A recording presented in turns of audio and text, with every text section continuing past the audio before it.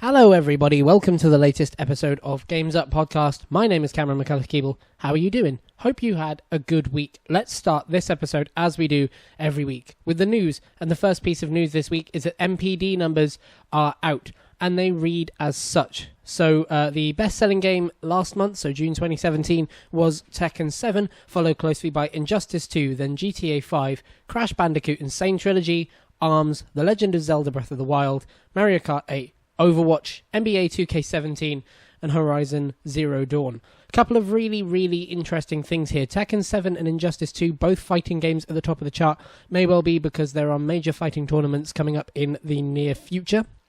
Crash Bandicoot being at number 4 is mental because that game had only been on sale for 2 days at the time the MPD was calculated, meaning that Crash Bandicoot was actually the biggest selling game for June. It's just that it was only counted for 2 of its days. Had it had a week in sales, it would have likely taken over the top spot in both of the charts. GTA 5 at number 3 is pretty mental. It might have been spurred on by the whole Aliens Are There news and the gun running DLC, but that kind of seems unlikely. To be in third spot over the top of Crash Bandicoot, even though it only had 2 days, is insane. And how Rockstar do it, I don't know. Overwatch is still really impressive. I'm not sure whether that's counted just physically or digitally as well. If it's just physically, that's pretty nuts as well, as that game's been out a year and that would only be physical copies of that. But if it's physically and digitally, that's still pretty nuts. And then Nintendo Switch having really good showings here as well, with ARMS, The Legend of Zelda, and Mario Kart 8 being in 5th, 6th, and 7th respectively. ARMS is quite impressive because it had only come out that month, so that's really good. The Legend of Zelda Breath of the Wild is really impressive because it's only one below it, but it's been out for half a year, and it's been limited by the amount of consoles that are actually available to play it. So all round, MPD seemed pretty healthy in the month of June. The PS4 took the top spot for console sales, which kind of surprises me. I was sort of expecting to see Switch in there, as has been the case for most of this year so far since the Switch's launch, but it was the PS4 in at number 1, and hardware sales over year had grown by 19%. So there you go. That is MPD for June 2017. The next piece of news is, if you are listening to this on the day it released, then 2 days ago, Pokemon Go Fest happened. And it wasn't great. It really wasn't great. A lot of the people that went there couldn't really play it. A lot of the people that went there found that the game was massively hampered by the amount of people trying to log on in the same space, and that there was no way for them to play the game consistently. The app would keep crashing. There was no way for them to log into anything, to claim any of the benefits of going. So it was a bit of a hollow $20 experience for them, plus all their travel. Niantic have gone out and said that they'll make amends by giving people a great deal of handouts. They're giving them $100 worth of Pokecoins. Now, Niantic haven't made it clear whether that's 100 Pokecoins or $100 worth of Pokecoins, because there's a massive difference between the two. I'm inclined to say it's more of the latter, because 100 Pokecoins is not a particularly huge amount. But $100 of Pokecoins is like 1,400, 14,000, one of the two. I'm pretty sure it's 14,000. And that's a pretty ridiculous number of coins to give a group of people. They'll also get Lugia for free, although it seems like the way that it's going to work is that, for the minute anyway, if you raid Lugia in Chicago, you are guaranteed to catch it first time, but you do have to complete the raid to get it, so that's kind of interesting. I think it's probably likely that everyone that registers with a QR code from the event will get Lugia nonetheless in their decks. They're also having refunds on their tickets and stuff. It's really nice to see Niantic going out of their way and giving back to the people that went to the event like that. Although I do worry about the detrimental effect this might have on the game. Although I do worry about the effect this might have on the actual financial backing of the game. They're giving away a huge amount of money in doing what they're doing here to kind of keep on the good side of these people. And I hope it doesn't have any actual detrimental effect to the playing of the game. I hope no features are held back because they had to kind of re-budget as a result of this. I hope they don't change how they're doing events in the future. I really thought this was a great idea for Pokemon Go if it had just had a much better execution. So it seems like it had a really massive flop on the day that it happened, but the promise could still be there, and it would be nice to see them execute on it properly assuming that they're able to after how badly this went down. Your third piece of news this week is that on July 27th you will be able to play Doomfist, as he will go live from Overwatch's PTR to the live servers where you can pick him up on consoles, as well as the live Overwatch servers, so you can play ranked with him and get his unlocks and all those kind of things. Really cool. I feel like it took about this long, or maybe a little longer, to get Orisa on the live servers, so that's really nice. Doomfist is a really big, really exciting character for anyone who follows Overwatch. He plays a large part in the story of the game, even though there's no traditional kind of story mode, but he does play a large part in the story of the game, and it'll be really, really exciting to get our hands on him. He looks like he plays in a very, very fun way. If you're interested in how Doomfist fits into the world and the role of Overwatch, Overwatch released a free comic this week. They kind of do that every now and then to add to the story of their heroes, and this one is about Doomfist and Talon and a casino. So it's really good fun. It's about 12 pages long, won't take a massive amount of time out of your day, but it will make you enjoy Overwatch a little bit more, which is very, very good fun. Your second to last piece of news this week is that it looks highly likely that we will see a mini version of the N64. This is before the mini SNES has even reached store shelves, but it seems like trademarks have been found for some kind of version of the N64, and frankly, there are only two ways that this really makes sense. The first way that this makes sense is a mini N64, as I suggested, which seems like it would be a very similar console or very similar concept to the mini NES and mini SNES, which are coming out and have come out already. It seems like it would be a very small collector's-y kind of edition with maybe 20 to 30 games, some of the best games that Nintendo have released. Of course, there are some absolute classics that came out on the N64, so it would be a hard list to pick from. You've got to assume that GoldenEye, Mario, all that jazz would be on there, but I don't envy the job of the person who would have to pick those games. The other way that I could see this working is that maybe it ties into Virtual Console somehow. There was a massive, massive leak when the Switch was revealed that it would be getting N64 backwards compatibility in some form with Virtual Console. We haven't heard anything about Virtual Console on the Switch yet, so maybe this ties into the Virtual Console on the Switch, and maybe that's how you're going to access N64 games. Although it seems pretty likely that with the success of the Mini NES and the Mini SNES, we probably will see a Mini N64 at some point. Although I do worry about them doing it so quickly, because they're probably going to have to do a Mini Switch by the time the Switch is off store shelves. I think I'm probably going to place my my bet on Virtual Console before a Mini N64. I don't think it makes a lot of sense for them to sort of keep going at this rapid pace, because they're eventually going to have to sort of take their feet off the pedal a bit, and I think Virtual Console makes more sense, especially as the leaks point towards it. But nonetheless, it seems like we will get a Mini N64 at some point, and it may be very soon. Our final piece of news this week comes from Comic-Con, where Crash Bandicoot held a panel and announced that they would be releasing through Dark Horse, who are a comic publishing company, the Developer's Bible, which includes all sorts of early access sketches and looks into how Crash Bandicoot, the character and the original game, were developed, and sort of has a behind-the-scenesy kind of approach to the character and the franchise. They also made the long-awaited level Stormy Ascent free for all of the players on the PS4 who have got the game already, and I think potentially just everyone. So if you're planning to pick up Crash Bandicoot at any point this year, it might be worth going onto the PS4 store and seeing if you can download it, because after those 30 days you'll have to pay for it. So see if you can download it now and save yourself a couple of quid. But the DLC was announced and made live that very day, so really cool. Nice to see that everyone gets that post-launch support. What they didn't discuss during the Comic-Con panel was any kind of details to the game's exclusivity. There were no announcements about it coming to other platforms, which frankly I was expecting,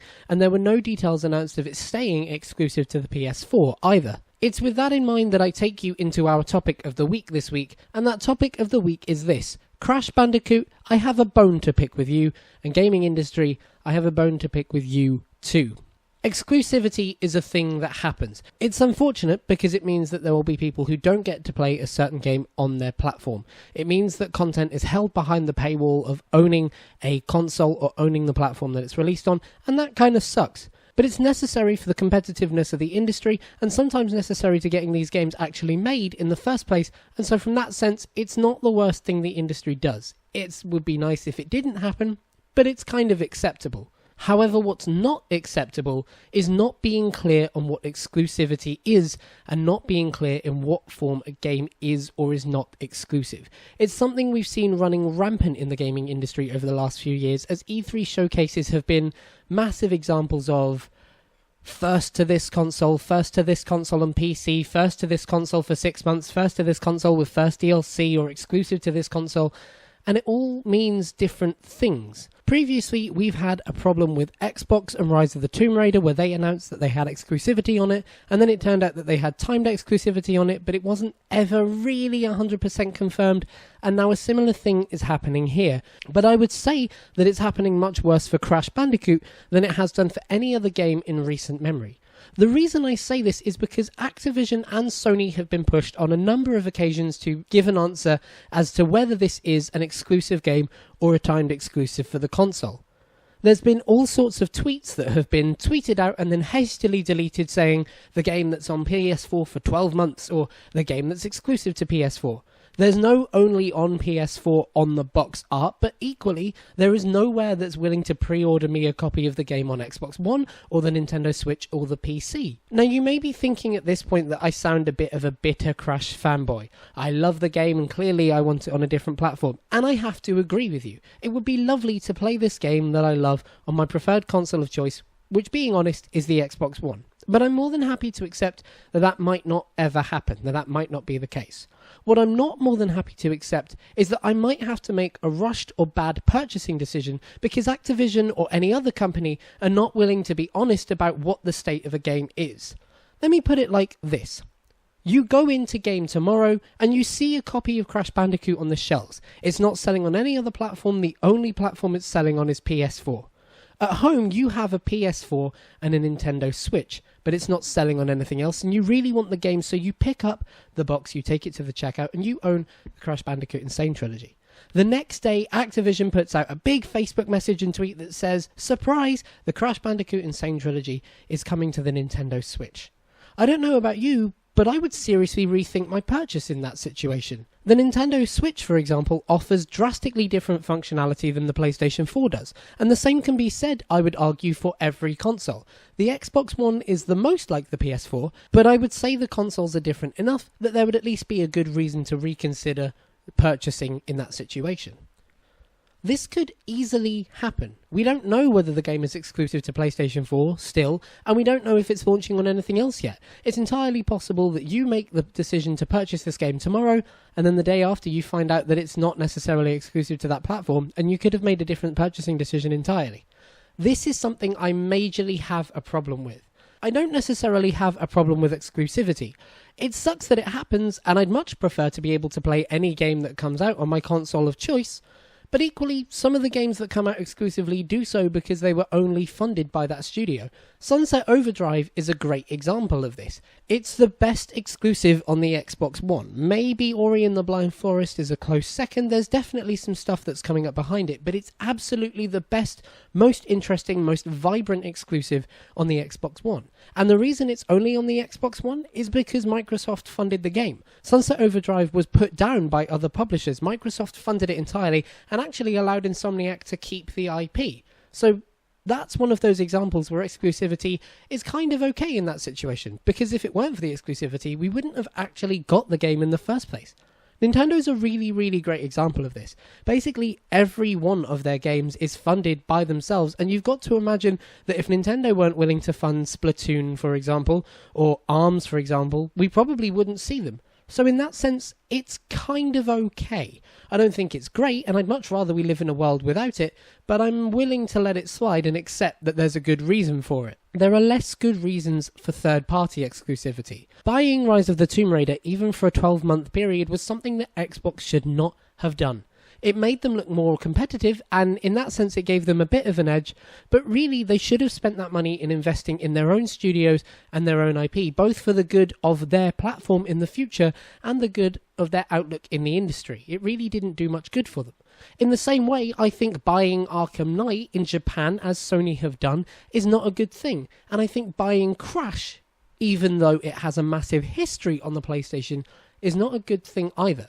If they're willing to buy the IP and take it back, well then fair enough, and they may have done so, we don't know. But at best it seems like they've bought Insane Trilogy, and at worst they haven't, and they just haven't told us about it. Exclusivity is not a feature or a selling point of a game. Buying a game because it's on one console seems a little bit silly to me.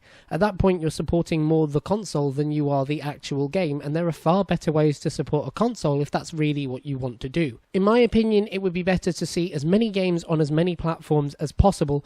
I think that's the utopian future we'd all love to be in, and exclusivity is a hurdle in the way of that. But exclusivity that's not transparent and isn't honest is an even bigger hurdle in the way of that. And unfortunately, the Crash Bandicoot remaster seems to be a big example of this. So how could Activision do this better? Frankly, I think it's simple. I'd really like to see Activision just come out in front of all the questions they've been asked and say, yes, this game is exclusive, or no, this game is not exclusive, and this is what you can buy it on.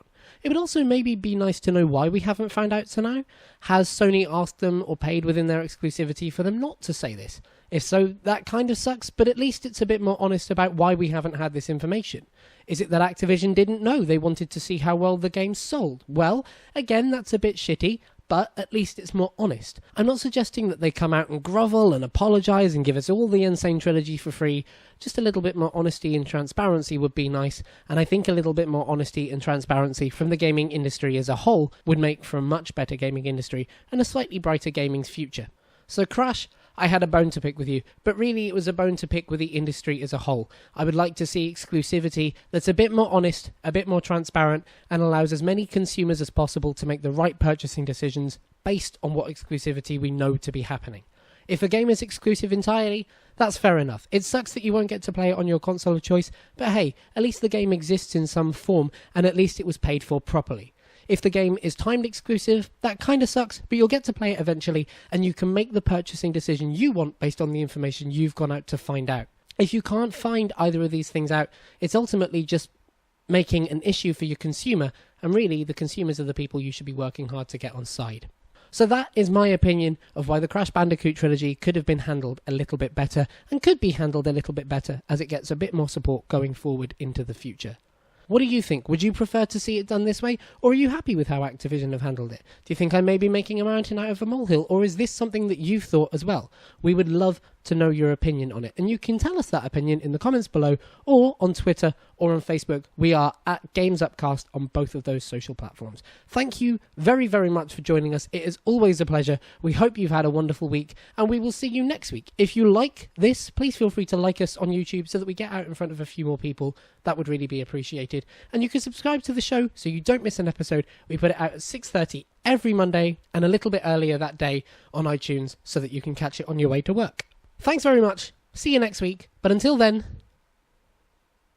the game's up.